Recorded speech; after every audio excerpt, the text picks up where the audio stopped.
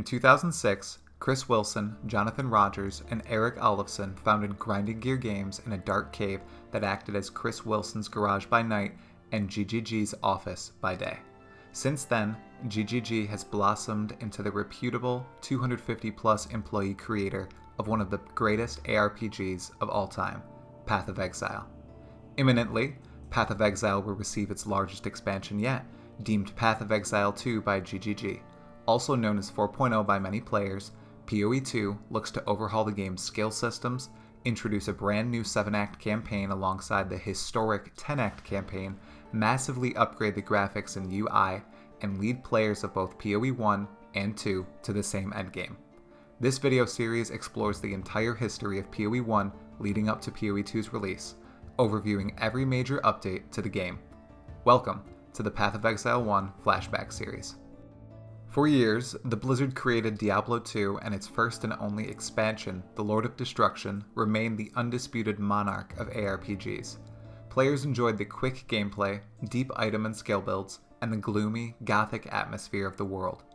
Other developers tried to replicate and build upon the formula Blizzard engineered since they halted development on Diablo II and were supposedly tinkering away on Diablo III.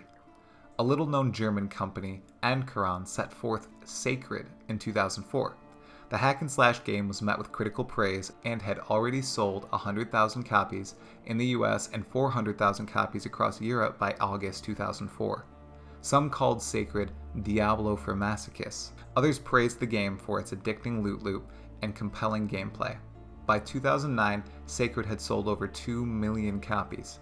Despite releasing multiple expansions and sequels, Sacred never garnered the same sort of renown as the Diablo franchise. Ironlore Entertainment released Titan Quest in 2006, an aRPG crafted by the original creator of Age of Empires, Brian Sullivan. Set in the mythological times of our own world, Titan Quest was obviously inspired by Diablo II, with a huge swath of Greek, Egyptian, and Chinese ancient history splashed across it. It was met with generally positive reception, with people praising its incredible sound design, decent graphics, and repeatable multiplayer aRPG systems, but it didn't surmount Diablo II. Despite this, it continued development for many years afterward, even getting a port to all consoles in 2018. In 2019, it received a side expansion called Atlantis, and another in December 2021 called Eternal Embers.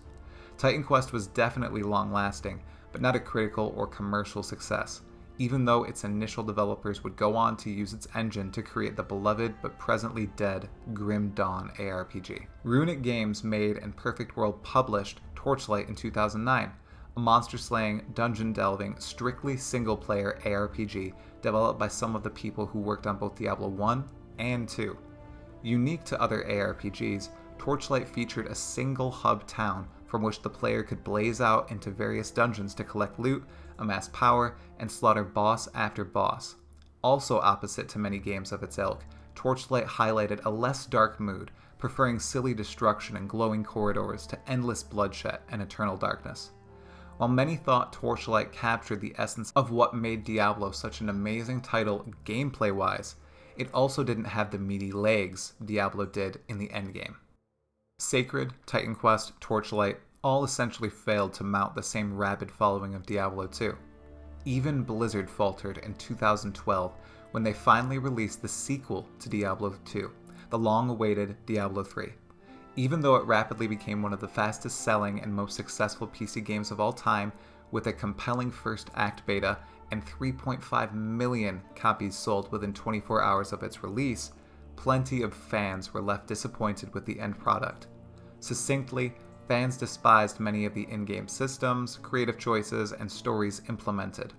The real money auction house, the much lighter area design and weightless foes, and assassination of some historic characters like Deckard Cain, and new villains like Azmodan, are standouts among the rest. Plus, unlike Diablo 2, Diablo 3's endgame legs weren't meaty. They were scrawny and people caught on fast. It was a commercial success, but it bled players and left a sour taste in the fans of Diablo 2 who had been waiting for a masterful update to their beloved franchise for over a decade. All this time, in the background, a select few aRPG enthusiasts who loved Diablo 2 and sought to craft a true successor gathered together. Combined, they watched these new games rise and swiftly collapse while they toiled on their dream game. Some of you might know their names: Chris Wilson, Jonathan Rogers, and Erik Olafsson. Two natives to New Zealand, a remote country hundreds of miles from the nearest other sizable landmass, one a Swede, they banded together after relatively similar paths through their early lives. Chris Wilson entered the world in 1979 in Auckland, New Zealand. Early on in his life, he showed a deep interest in both video games and programming, deciding to major in computer science at the University of Auckland. He graduated in 2004. All the while, he played games like Diablo II and sought to one day craft his own. Some believe this is where he developed the oft-antagonized vision that sparked his future success and anime villain arc in the PoE subreddit. For 2 long years, he worked as a software developer, scrawling code and grinding Diablo II, before starting his own video game company with Jonathan Rogers, born just before Chris in 1978. He tread the same path. Beginning extremely young, he loved gaming and programming and gained an eventual computer science degree from the University of Auckland in 2002. Although he mastered technical development, he longed to hone these skills in a realm quite unlike the one he started off his journey in the workforce in. In 2006, he quit his software dev job to form a game startup with Chris Wilson and Erik Olafsson, a man born far from New Zealand in Stockholm, Sweden, who enjoyed the fine arts as a wee lad. As he entered college, he studied game art and design at the Academy of Fine Arts in Gothenburg, graduating in 2003. Assuredly, darkness crept into his mind during this period and planted a foul, corrupted seed. For 3 years afterward, Erik worked as a freelance artist on various forms of media, comics, concepts, and video games, before starting a company with his 2 friends, Chris Wilson and Jonathan Rogers. Altogether, they decided to call this startup Grinding Gear Games. Together, they would begin working on the dark fantasy aRPG known as Path of Exile. As an aside, to this day, both Chris and Jonathan continue to lead GGG forward. Although Erik Olafsson departed the company in February 2022, his impact on the enrapturing aesthetic and story of Path of Exile is undeniable. We'll revisit the present and future later. Let's get back to our story. The 3 action role-playing game savants assembled, they began work on their dream game. Much of what happened during the first year in this garage was likely brainstorming. What kind of game do we really want to make? A game we would play. Do we want it to be free and funded in a unique manner, or buy to play? Free with microtransactions and supporter packs. What kind of setting would we like to craft? A dark, gritty world rife with death and danger. This process of Q&A continued for months until in 2007, GGG began work on Path of Exile. Quietly, for the next 3 years, the developers created, experimented, and iterated on Path of Exile and the world of Rayclast. Primarily, Erik Olafsson crafted the character models like the Ranger and captured the mysterious, bleak tone of Rayclast. Jonathan Rogers developed the engine and technical foundations of the entire game and GGG's programming team. Chris Wilson headed up game design, charting out ideas like the passive skill tree, gem systems, and gearing. Alphas began in mid-2010 with initial feedback as positive and incredibly hopeful. From 2007 to 2010, GGG slowly grew larger and larger year to year, until the team was satisfied with the skeleton of Path of Exile and decided to announce it to the rest of the world on September 1st, 2010, in a historic press release. Here are the key features of Path of Exile, determined by GGG on that fateful day. 6 character classes, dozens of unique monsters, complex randomized item system, free to download and play on persistent servers, freedom to use every skill and item with any class, a dynamic skill system, competitive online PvP play, random indoors and outdoors levels, livening things up with in-game perks, and coming in early 2011. In the months following this initial press release, other updates would follow, off-site and not. In various media, GGG would attribute their game's inspirations to titans like Magic the Gathering and Diablo II, under-the-radar games like Titan Quest, and moderately successful titles like Guild Wars 1. On their own site, they released a trio of posts detailing 3 of the 6 core character classes: the Witch, the Duelist, and the Templar. Nestled inside these posts, reiterating the key features of PoE and overviewing each class, were snippets from Chris Wilson discussing other fundamental concepts within the game. The following quote, written in December 2010, remains true to this day. Quote, "The game is designed to be incredibly flexible, and the number of possible character builds is virtually limitless. Anyone playing any class can use any of the skill gems, items, and weapons they find in Path of Exile. Nothing is wasted. Players will have a lot of fun experimenting with different combinations.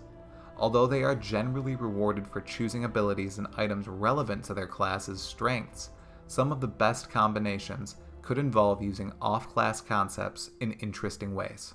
This next quote in the press release about the Duelist did not age nearly as well. Quote, "The potion system is broken in many RPGs, says Wilson. The flask system is our way of addressing the potion spam you often see in action RPGs, where players fill their inventory with potions and use them every few seconds in combat. That's not fun and doesn't make sense." End quote. Truly, that is the anti-Mage Blood quote. Though I shall be frank, modern-day PoE has a variety of ways to wield and weaponize flasks, exponentially more methods than any other aRPG out there. Yet I digress, and near the end as well. After a post summarizing the Templar and multiple additional rounds of alpha testing, wherein GGG went back and forth with testers and fixed numerous bugs and ideas within Path of Exile, they were ready. On August 3rd, 2011, GGG announced that after 4 years of development, Path of Exile would have its first beta window beginning on August 10th, 2011. A huge step forward in the game's life. What began as a project between 3 friends looking to craft their perfect game in a dimly lit garage evolved into an entire studio iterating on what would become one of the greatest games and player-developer relationships of the present. Truly, it was only the beginning of the player-driven creations stressed by Chris Wilson as vital to PoE's success, although in the distant future, this important relationship would be tested and become strained as GGG neared its biggest release yet. As Path of Exile ended its alpha phase and entered its beta life, Grinding Gear Games was confident the game was ready to be firmly grasped by the public. But that's for the next video, in the PoE 1 Flashback Series, all about the beta era of Path of Exile. I'll see you there. If you enjoyed the video, please subscribe for more Path of Exile content, give it a like, and share your totally not unhinged opinion in the comments below. I'd love to see your version of the vision. Tala Moana.